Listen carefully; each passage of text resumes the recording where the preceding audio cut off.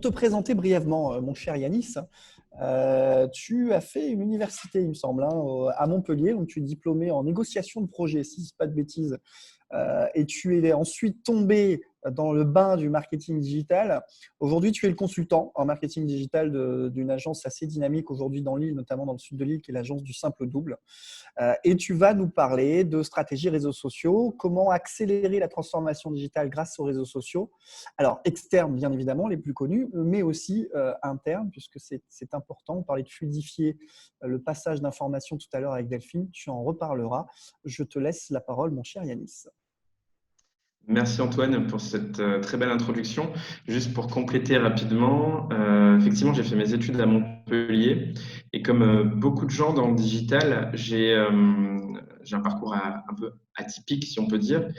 À mon époque, il n'y avait pas Créalise, il n'y avait pas Digital Collège. Même si je suis pas très vieux, c'est quand même des écoles qui sont assez nouvelles.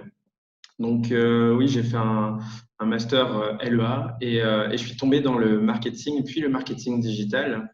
Et je me suis passionné, je me suis auto-formé. Je me forme encore aujourd'hui tous les jours parce que le digital n'a de cesse d'évoluer et il faut s'adapter, il faut continuer à être curieux et continuer à apprendre. Donc, j'interviens à Créalise, mais parfois, c'est aussi les étudiants, les alternants qui m'apportent des choses, et ça, j'ai pas honte de le dire. Même si je reste curieux et je fais de la veille, on ne peut pas tout savoir. Donc, déjà, premier message que moi, je vous transmettrai, c'est de continuer à être curieux, continuer à participer à des masterclass, à des webinars et à vous former tous les jours. Donc voilà. Antoine m'a gentiment invité aujourd'hui pour parler des réseaux sociaux internes et externes. Déjà, en toute transparence, c'est la première fois que j'ai eu au téléphone, il m'a dit les réseaux sociaux internes. Moi, ce n'est pas un terme que j'utilise beaucoup. Je parle plus de réseaux sociaux d'entreprise ou d'outils collaboratifs. C'est plus comme ça que je le vois. Pour introduire tout ça, je dirais que j'ai commencé à préparer cette intervention. J'avais cumulé plein de chiffres, plein d'informations, le nombre d'augmentations d'utilisateurs sur Facebook, etc. Alors, déjà, premier spoiler, je ne les ai pas tous mis parce qu'il y en a beaucoup. Je ne voulais pas vous abrutir sous ces chiffres. Et à mon sens, l'information principale, et oui, je la donne dans l'intro et pas dans la conclusion, je suis un peu à l'envers. Mais c'est parce que c'est quelque chose qu'on a tous compris, on a tous vécu, on l'a tous vu. Les réseaux sociaux ont joué un rôle primordial pendant cette crise qu'on a vécue et qu'on vit encore. Leur utilisation a explosé, tous, certains plus que d'autres, on y reviendra, que ce soit en externe ou en interne.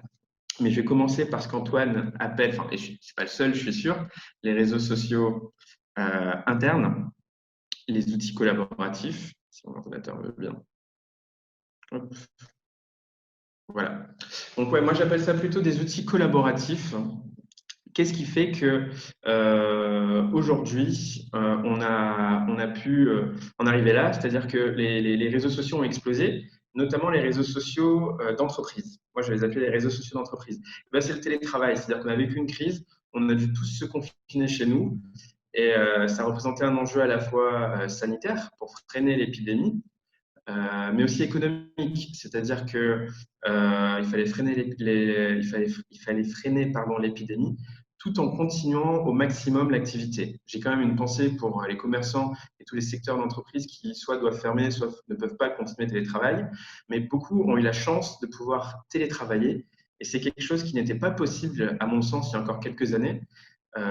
C'est-à-dire que s'il y a quelques années, on avait vécu cette crise, le télétravail n'aurait pas pu se faire à la même échelle qu'aujourd'hui. Et je pense que on aurait eu des résultats bien plus graves qu'aujourd'hui. Donc, c'est un peu une chance, j'ai envie de dire, dans ce malheur, de pouvoir aujourd'hui continuer à télétravailler.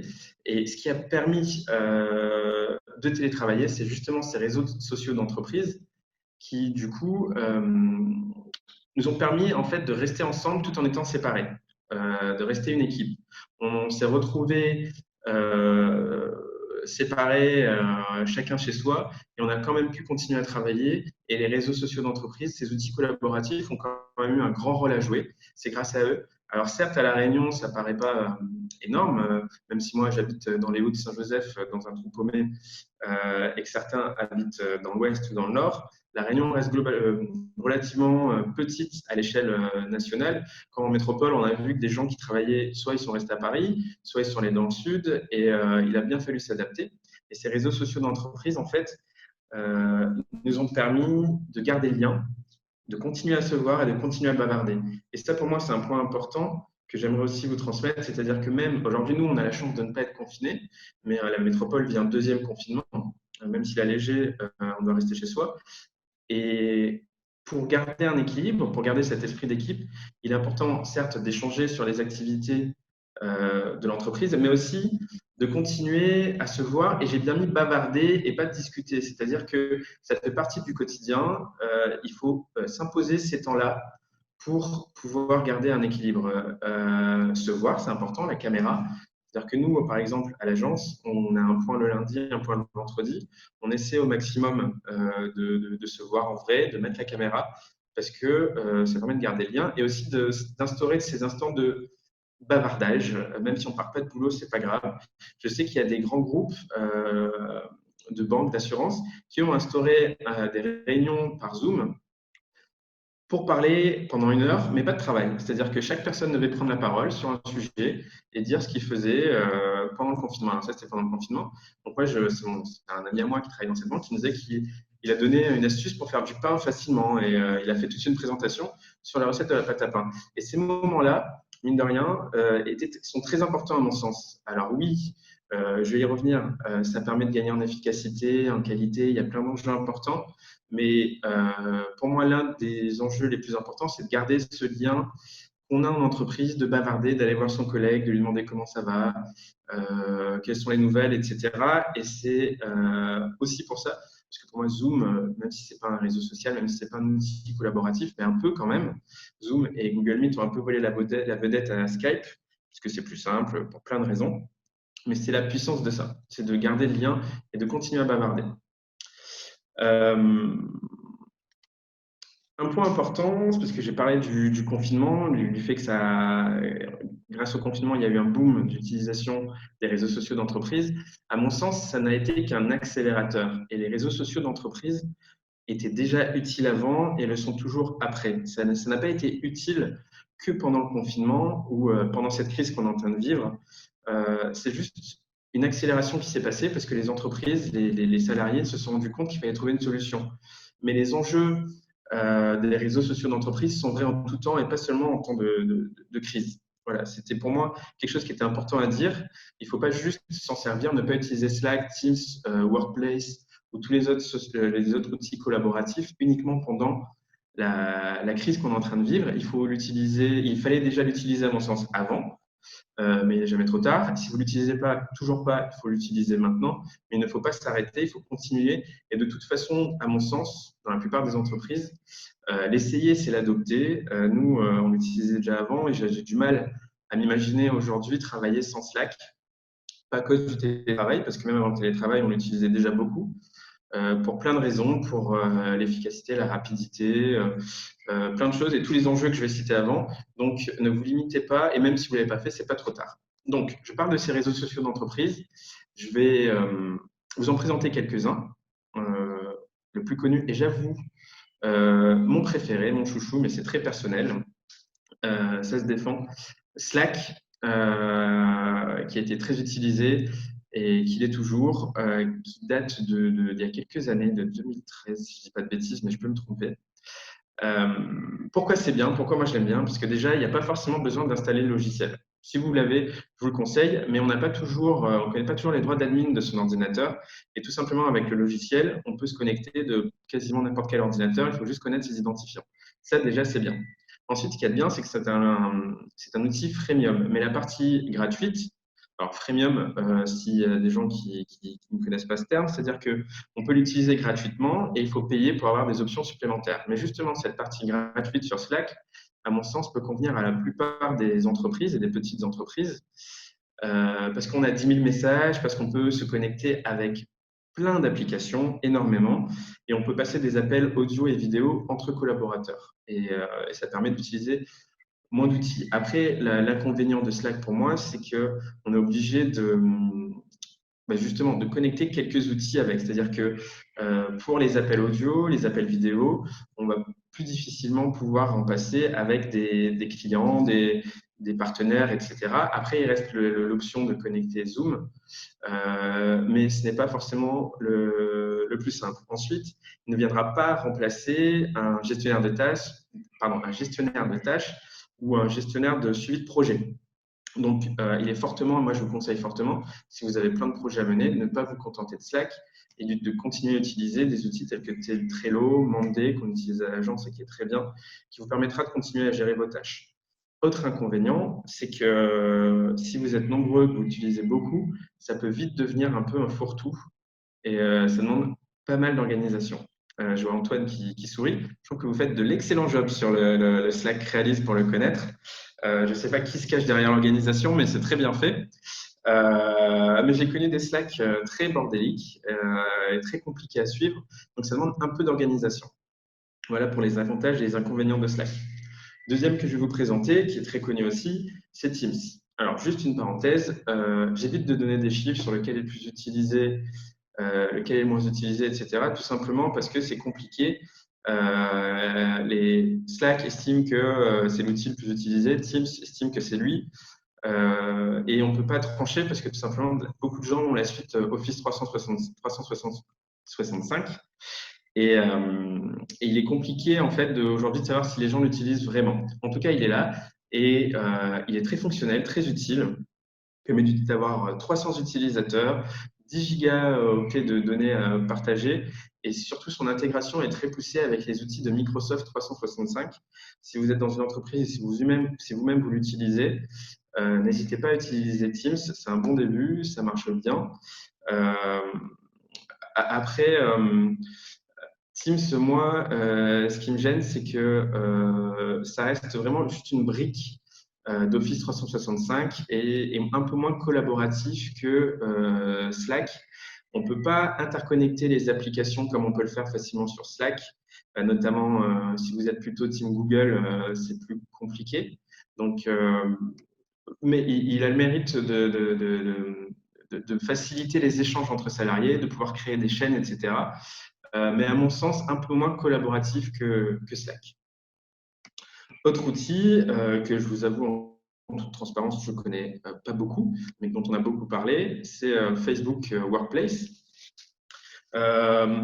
Il est simple et familier à utiliser. Il est aussi gratuit. En tout cas, il y a une version gratuite qui existe et on peut créer énormément de groupes. 50, c'est déjà pas mal. Passer des appels vidéo.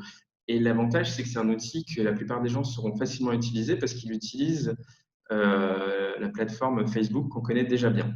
Mais justement, c'est aussi un inconvénient parce que les gens n'ont pas forcément envie de retrouver dans un environnement professionnel quelque chose de aussi privé que son réseau social. Donc, ça a freiné quelques personnes. Et puis aussi, il est compliqué de connecter des outils tels qu'on peut le faire sur Slack. Donc, et ça, c'est un frein. Voilà. Après, je ne suis pas objectif, j'avoue. Je ne connais pas beaucoup Workplace et je suis un grand fan de Slack. Donc, on pourra en débattre par la suite ou à n'importe quel moment si vous le voulez. Si vous n'êtes pas d'accord avec moi, c'est avec plaisir. L'idée, c'était juste au lieu de parler juste de réseaux sociaux d'entreprise, vous présenter sommairement quelques réseaux sociaux qui existent. Bien sûr, ce ne sont pas les seuls, il y en a d'autres. Ceux-là sont vraiment orientés outils collaboratifs.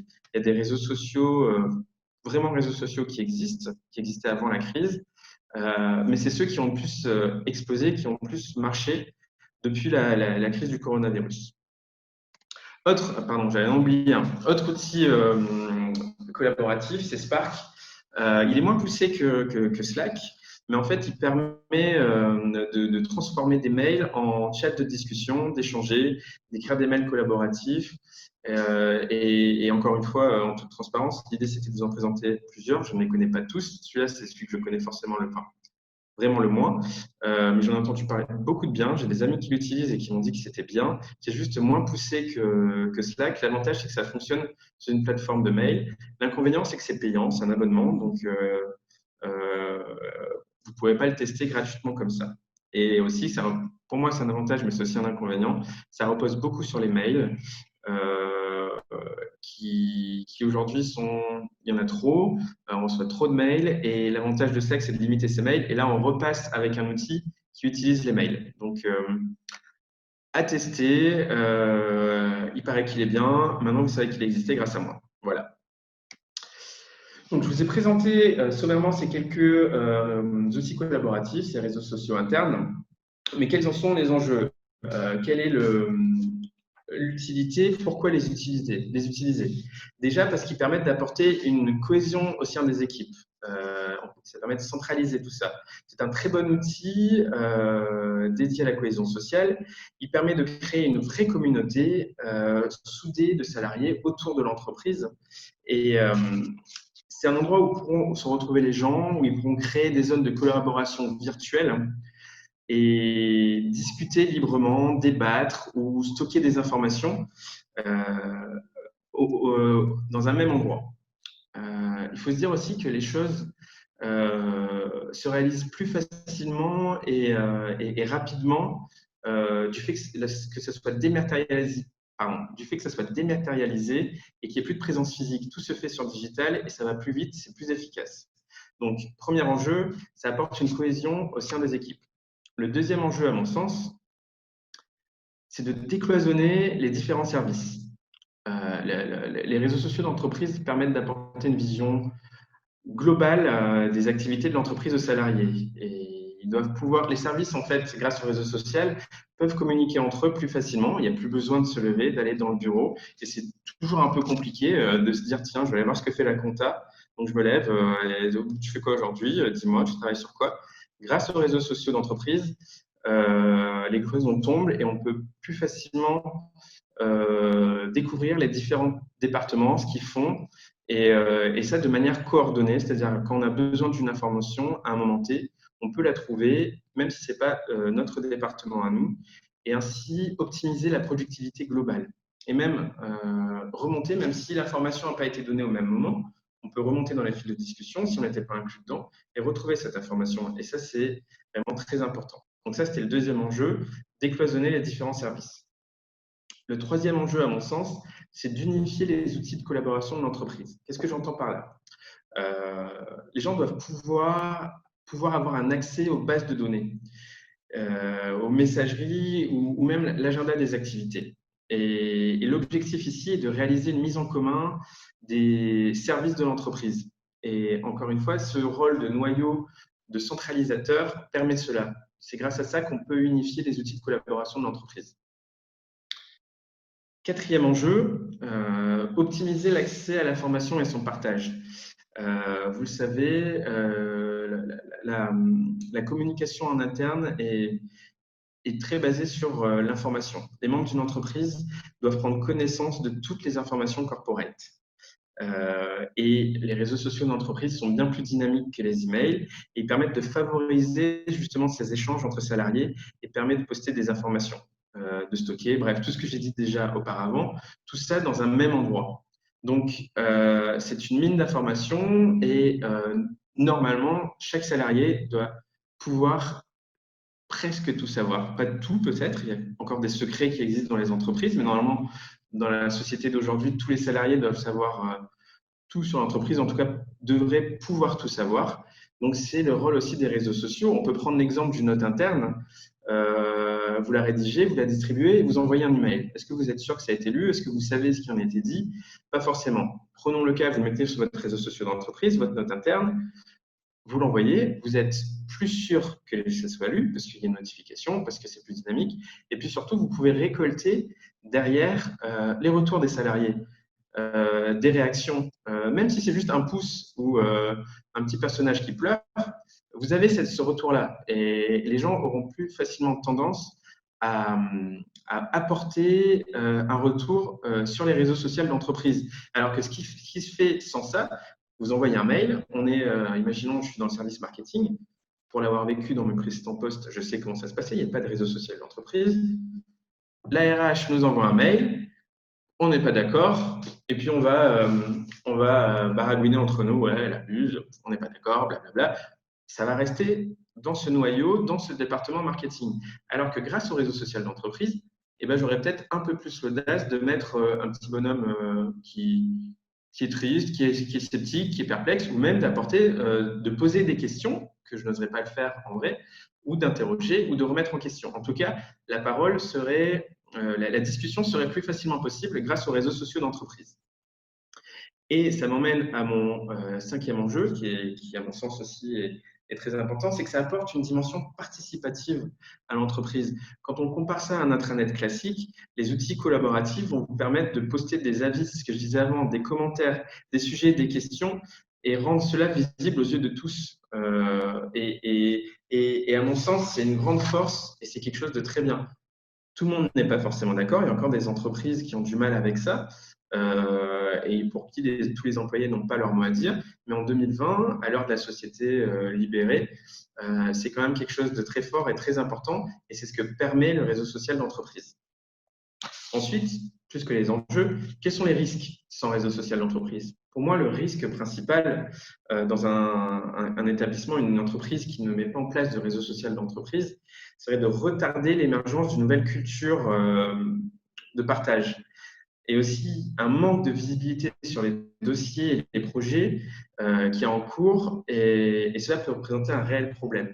Donc, comme je disais tout à l'heure, les enjeux des réseaux sociaux d'entreprise sont très actuels et ne sont pas, j'ai pas du tout parlé de la crise là dans mes enjeux, ne sont pas liés à la crise et à l'ère du coronavirus. C'est des enjeux qui existaient bien avant et qui continueront à exister, et je ne peux que vous encourager aujourd'hui, si ce n'est pas le cas dans vos entreprises, à essayer de mettre en place ces outils collaboratifs, ne serait-ce que pour éviter, moi je me souviens, il y a encore quelques années, avant d'arriver à La Réunion et à du Simple Double, j'étais dans une PME, chez l'annonceur, comme on dit quand on est dans une agence. Je partais en vacances 2 semaines, je revenais, j'avais 150 mails. Donc je passais la matinée à classer ces mails et à les ranger. Un outil collaboratif, déjà, vous permet de gagner énormément de temps là-dessus. Et vous verrez, ça vous changera la vie. Donc, n'hésitez pas. Je sais que le changement est compliqué en entreprise, mais vous êtes acteur de ce changement. Et pour connaître certains d'entre vous, je sais que vous en êtes capable. Donc, n'hésitez pas à user d'arguments pour dire essayons cet outil. Nous-mêmes, moi qui travaille en agence, maintenant avec nos clients, on a mis ces outils en place pour pouvoir échanger.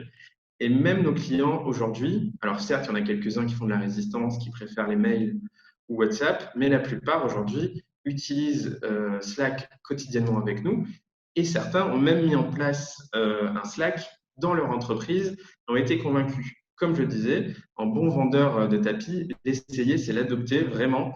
Vous verrez l'apport important qu'a ce genre d'outils collaboratifs en entreprise. Voilà, ça c'était ma parenthèse sur les réseaux sociaux internes. Maintenant, on va parler de ceux que vous connaissez peut-être un peu plus, les réseaux sociaux externes, les réseaux sociaux en général. Et je vais expliquer en quoi ils sont un rempart à la distanciation sociale. Je vous avais parlé de beaucoup de chiffres, j'en ai quand même mis quelques-uns. Je ne suis pas phobique des chiffres. Donc, sachez qu'une étude menée après le premier confinement par CSA a montré que 55% des Français auraient eu du mal à vivre le confinement sans les réseaux sociaux, et même 22% ne pouvaient même pas l'envisager. C'est énorme, mais ce n'est pas le dernier chiffre. En plus d'utiliser pleinement les réseaux sociaux, 40% des Français déclarent aussi avoir créé un compte pour un réseau social ou une application de messagerie pendant le confinement. C'est-à-dire que, en plus d'utiliser les réseaux sociaux à fond, ils en ont découvert des nouveaux. Donc, mais pourquoi ces réseaux sociaux ont eu un rôle si important pendant cette crise qu'on vit? Tout simplement pour leurs 2 fonctions principales. Et ceux qui ont déjà eu une intervention avec moi devraient connaître ces 2 fonctions principales: s'informer et se divertir. C'est les fonctions principales des réseaux sociaux. Tu vois des têtes qui bougent et qui avaient les réponses. Ça me fait plaisir. C'est là le rôle principal des réseaux sociaux. S'informer, j'y reviendrai. Se divertir, tout simplement parce que les gens s'ennuyaient, tout simplement. Ils étaient enfermés chez eux, et ceux qui ne télétravaillaient pas, ou même qui télétravaillaient, enfermés dans leur bulle, avaient besoin de cette parenthèse de vivre autre chose. On sait ce que font aujourd'hui, et c'est un danger, les réseaux sociaux. C'est-à-dire qu'on en a besoin pour, se changer les idées. Et même, ça va plus loin. Quand on poste une photo, quand on est liké, etc., ça libère de la dopamine donc, dans notre cerveau. Dopamine, c'est l'hormone du plaisir. C'est-à-dire que les réseaux sociaux, et mine de rien, pourtant je travaille dans les réseaux sociaux, je vous dis c'est aussi peut-être un danger, et ça fera peut-être l'objet d'une future masterclass, j'en sais pas, sont aussi une drogue. Donc, et ils font partie de notre quotidien, mais c'est aussi une drogue.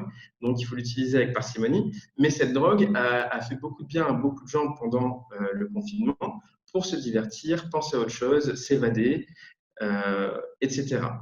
Mais surtout, j'y reviens, pour s'informer. Les réseaux sociaux aujourd'hui sont devenus la principale source d'information, la première source d'information pour ce qui se passe en temps réel sur la crise Covid. Quelles sont les dernières nouvelles? Je suis sûr qu'il y en a encore ce matin qui étaient branchés sur Twitter ou un autre réseau social pour suivre les résultats de l'élection présidentielle aux États-Unis. Mais aussi pour s'informer sur l'état de sa famille et de ses proches. C'est-à-dire qu'on ne pouvait plus aller chez eux et c'est grâce aux réseaux sociaux qu'on gardait ce lien. Mais le lien le plus important pour vous aujourd'hui, enfin, plus important, ça se discute, mais un lien important, c'est ce dernier lien qui est resté entre les marques et leur clientèle durant le confinement. Alors, je ne dis pas que ça passe avant la famille, etc. Hein, qu'on ne me fasse pas dire ce que j'ai dit. Mais en tant qu'entreprise, en tout cas, c'est ce lien-là qui était très important et qui a joué un grand rôle et qui fait que les réseaux sociaux ont explosé. Enfin, plus que les réseaux sociaux, la digitalisation de la société s'est fortement accélérée. C'est que d'un coup, les entreprises qui rechignaient un peu et pour qui Facebook n'était qu'un levier parmi tant d'autres se sont rendues compte qu'en fait, plus qu'un levier parmi tant d'autres, il avait un rôle, la digitalisation avait un rôle primordial à jouer, un rôle majeur à jouer dans leur stratégie globale. Et même nous, qui sommes une agence de marketing digital, pendant longtemps, on a été considérés comme une petite brique de la stratégie globale. Depuis le confinement, on est dilué, on est inclus dans une stratégie globale. On fait partie de la stratégie. On n'est pas juste là pour communiquer et pour être un support de cette stratégie. On fait partie de la stratégie, on est dans la stratégie. Et c'est ce que les gens ont compris. Et c'est de toute façon, ils n'ont pas eu le choix. C'est-à-dire que parfois, nous, je me souviens en mars, quand le confinement a été décidé, des entreprises très rapidement qui ont essayé de rebondir ont voulu mettre en place le click and collect, le drive, etc. Enfin, le drive, c'est du click and collect, mais ce genre de choses, le e-commerce a explosé pendant le confinement. Pourtant, ça fait des années qu'on dit que c'est important. À La Réunion, on n'avait pas de drive à proprement parler. On avait quelques drives piétons qui étaient assez anonyme. Et depuis le confinement, on a un vrai service de drive qui est proposé par Leclerc notamment et par les autres. Et ça, à mon sens, c'est une accélération qui est due au confinement et tout simplement parce que c'est devenu vital pour les entreprises de pouvoir rester connectés à leurs consommateurs, à leur clientèle grâce aux réseaux sociaux. Ensuite, un autre point, c'est les messageries qui ont été publicitées. C'est-à-dire que WhatsApp, iMessage et tous les autres, Telegram, l'utilisation de ces messageries ont explosé durant le confinement. Et ils sont venus compléter ou remplacer un système de communication plus traditionnel, l'email ou pire, le courrier. Il y a encore des entreprises qui malheureusement fonctionnent par courrier. Pas beaucoup, mais ça existe encore à La Réunion. Et les entreprises se sont rendues compte qu'en fait, il y avait plus de possibilités pour communiquer. Imaginons par exemple un email de confirmation. Au lieu de l'envoyer tout simplement par mail, vous pouvez très bien l'envoyer en message privé sur Facebook et ça vous permet d'engager la conversation depuis les réseaux sociaux, depuis la plateforme préférée de vos utilisateurs, de vos clients, pour ensuite justement garder un lien avec ce même consommateur sur sa messagerie privée. Et cette messagerie privée a eu un rôle très important durant le confinement parce que plus que les publications, etc., c'était ce lien d'échange direct avec les familles et les marques. Ensuite, et en fait, je me suis un peu spoilé il y a 2 slides de ça, c'est que c'était le dernier canal de relation marque-client. Pas de communication, mais vraiment de relation. Et les marques ont dû adapter leur façon de communiquer et revisiter tout ça. Le piège, à mon sens, c'était de tomber dans l'opportunisme commercial et qui aurait pu être très mal vu. Et d'ailleurs, pour certains, ça a été très mal vu. Et c'était ça qu'il fallait éviter. Et c'est surtout que aujourd'hui, selon une étude Kantar post-Covid, 67% des consommateurs attendent que les marques se servent de la publicité pour promouvoir des messages capables d'apporter une contribution positive. Qu'est-ce que j'entends par cette phrase un peu longue? C'est-à-dire que pour les consommateurs, c'est aux marques, dans leur communication, dans leur publicité, de faire en sorte que les choses bougent. Les consommateurs en ont assez de leur dire bah, c'est votre faute. Ils se rendent compte que c'est pas vrai et c'est aux marques en fait aujourd'hui de s'adapter à ça et les consommateurs s'en sont rendus compte. Donc, et ça a été une accélération due à la crise sanitaire qu'on a vécue. Un autre point important pour moi, qui ressort suite dans tous ces chiffres, c'est le format. C'est-à-dire que durant le confinement, la vidéo a eu un grand rôle à jouer. C'est le format qui a connu la plus forte croissance durant le confinement parce qu'il a créé plus d'attachement et plus d'engagement. Et ça, tout format confondu. Donc, je pense notamment au Facebook Watch, aux IGTV, mais plus particulièrement pour les lives. C'est-à-dire qu'on a tous de suite regardé plus souvent des lives, que ce soit des marques, des influenceurs qui s'en sont bien sortis aussi pendant le confinement, ce genre de choses, les lives, les webinaires, tous ces formats vidéo ont gagné en engouement pendant le confinement et continue. C'est-à-dire que quand je dis ça, ça ne veut pas dire que maintenant, enfin nous qui ne sommes pas confinés pour l'instant, on croise les doigts, ça ne nous concerne pas. Encore une fois, c'était un accélérateur.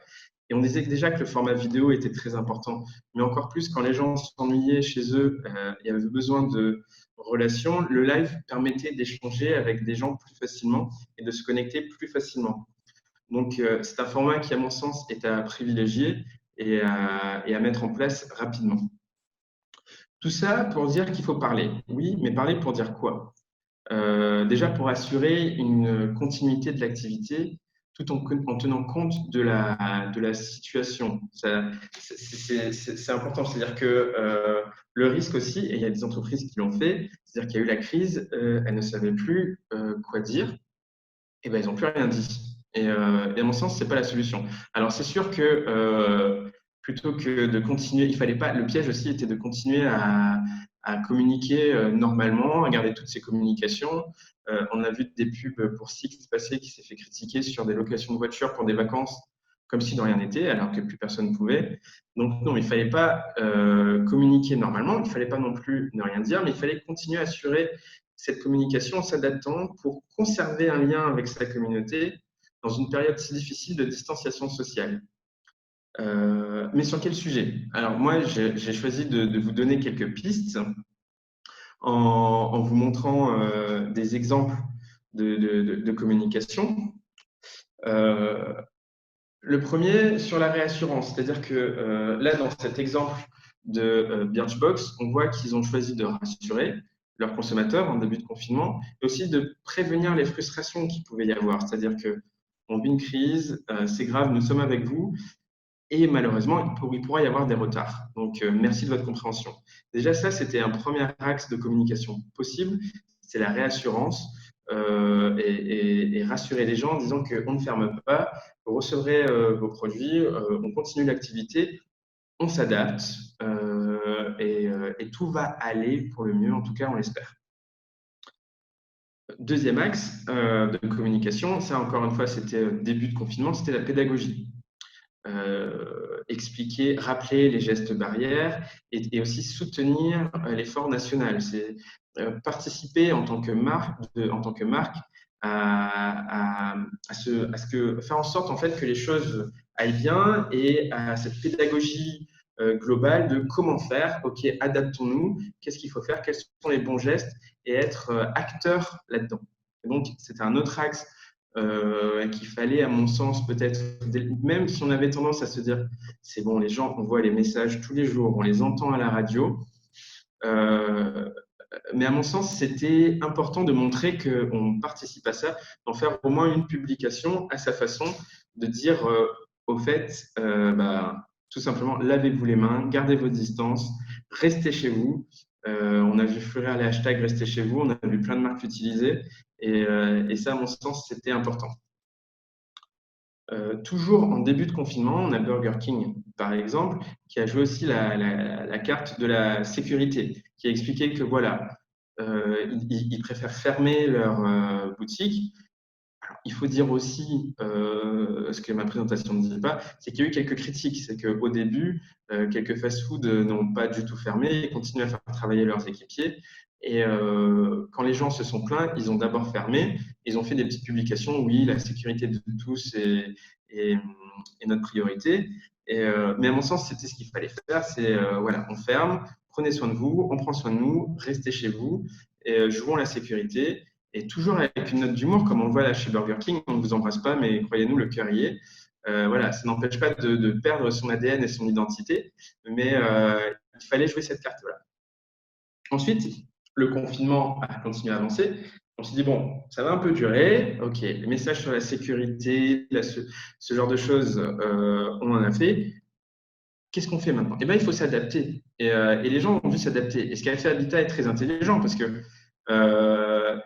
la plupart des gens étaient en télétravail. Donc, qu'est-ce qu'ils ont fait? Ils ont adapté leur communication. Ils ont donné des outils, des idées pour s'adapter chez soi, comment utiliser les meubles, etc.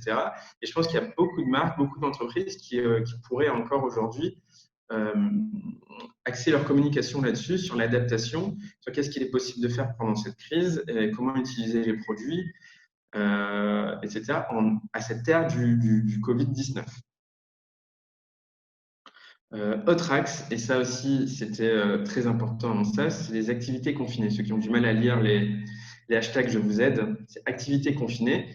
Euh, on n'est pas, on est plus confiné, pas encore, mais on s'en souvient encore. On tournait un peu en rond chez nous, et beaucoup de marques ont joué un peu ce jeu-là de donner des idées.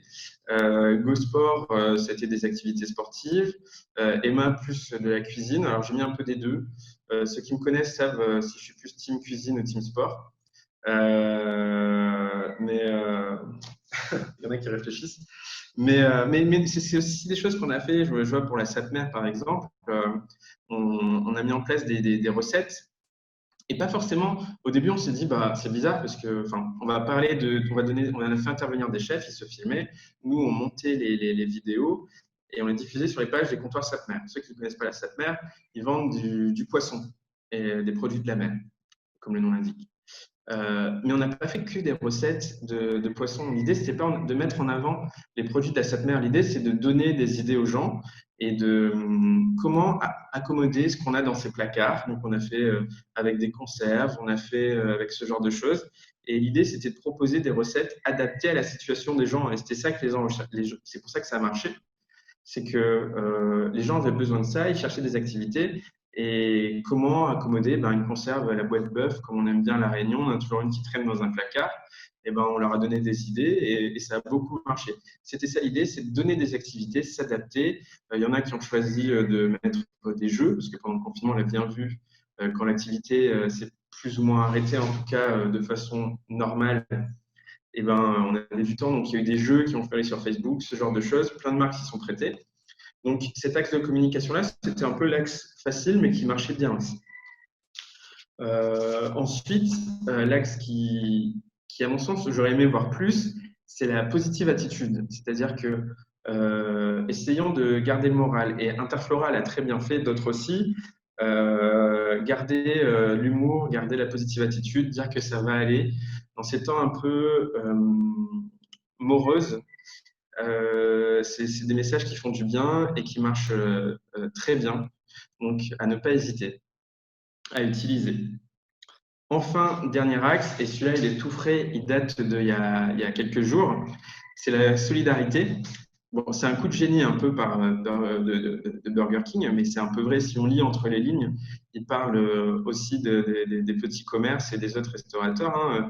Donc, jouer cette carte de la solidarité, il ne faut pas que ça soit hypocrite, même si, à mon sens, non, ça l'est pas un peu, mais quand même un tout petit peu, parce que derrière l'intention, même si on le pense, de dire pensons aux petits, pensons à tout ça, le message est quand même il y a quand même une idée derrière. Donc, mais l'idée, c'est quand même de rester solidaire avec ces petits commerçants, avec ces gens qui ferment, avec ces entreprises qui ferment. Et il ne faut pas hésiter de temps en temps à utiliser cet axe-là. À mon sens, parmi tous ceux que j'ai présentés, il n'y en a pas un bon. Je pense qu'il faut tous les utiliser un petit peu. C'est des pistes. Alors certes, vous allez me dire tout ça, c'était pendant le confinement.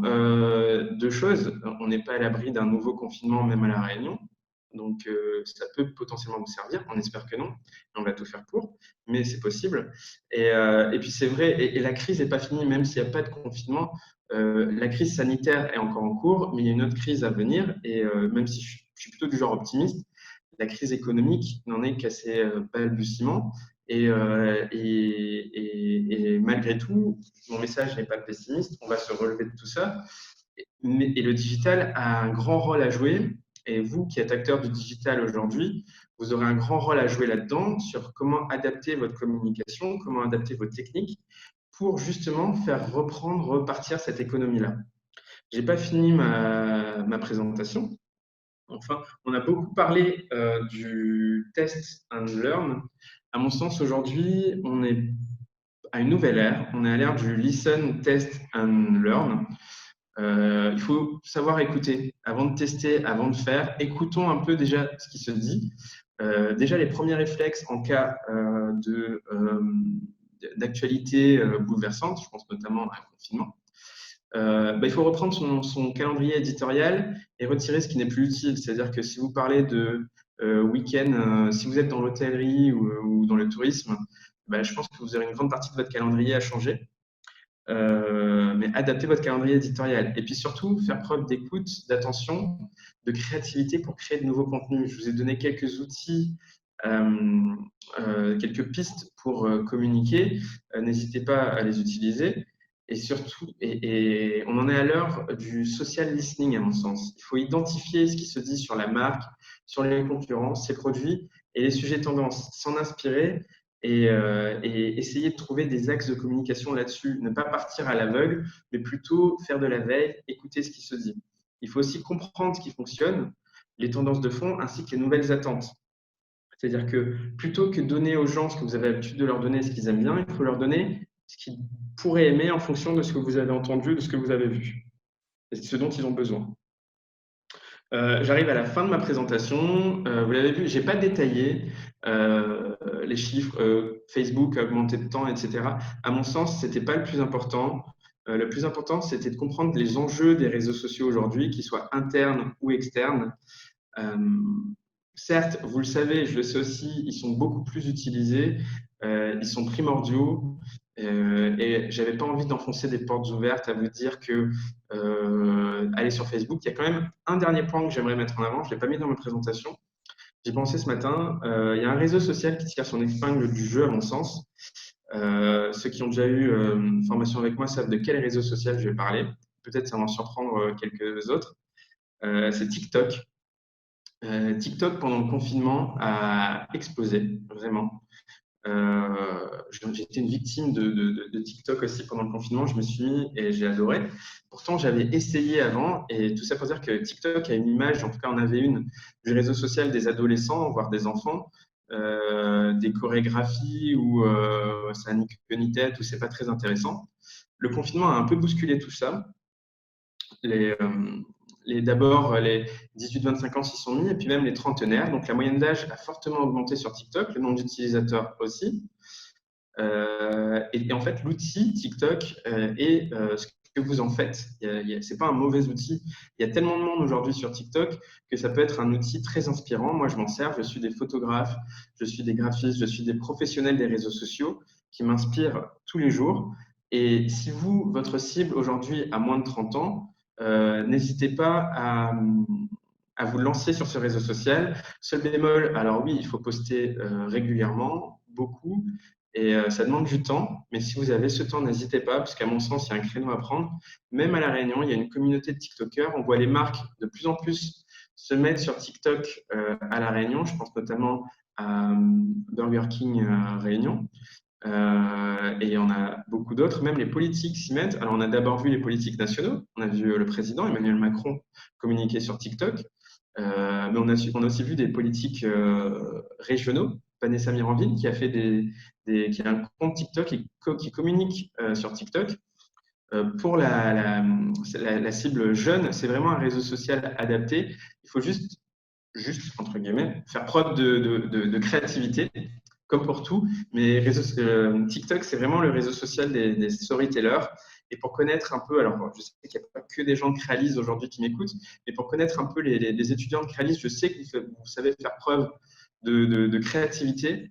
Et je sais que certains aussi ont des a priori sur ce réseau social. Et pour moi, c'est vraiment le réseau social qui a explosé pendant le confinement et qu'il faut investir. Voilà, merci de votre attention.